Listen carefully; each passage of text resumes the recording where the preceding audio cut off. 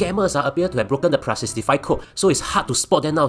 But watch this to the end for a better solution. Here's everything you need to know about the latest scam that's triggering Singaporeans. Don't see if you don't understand my message, you scammer. So, since April 2020, calls you receive from Plus65 are usually scammers. Cause telcos had to ensure that if calls come from other countries but with the Singapore Prefix 65, they'll add a plus there. Basically, anyone or any ChatGPT who calls from overseas and then try to pretend that they are from Singapore will have the Plus65 prefix. So for a while, we all happily just ignore all the calls with the Plus65 prefix.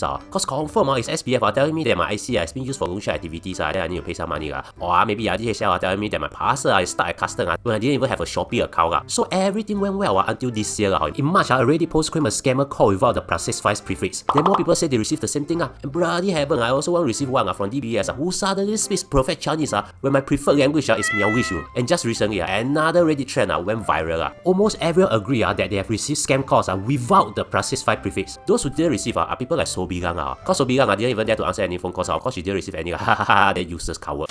Some people were caught off guard. I was as well cause I was under the impression that it has worked so well. So maybe just a few fell through the cracks. Don't worry, I got a solution. Because Sobigang, cause why people still make calls where they can send text messages or emails. I scared of calls. Yeah, actually, it's the Singapore government who has a solution. Scam Shield. How it works is very simple. They use a database of numbers that have been proven to be scammers and then block them. Which means my wife's number is popular there. Now I got scammed into marrying her.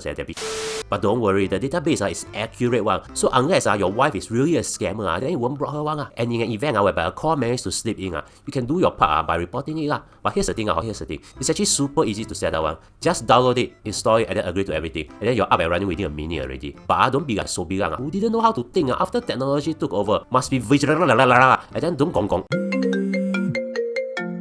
你好，记得我吗？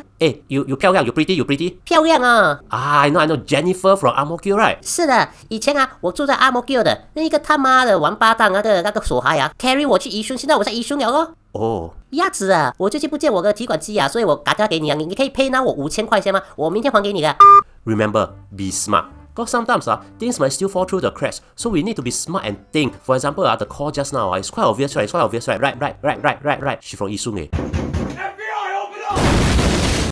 In the meantime, consider subscribing and also watch this video done by Goody Fee in conjunction with the Singapore Police Force long before I was born.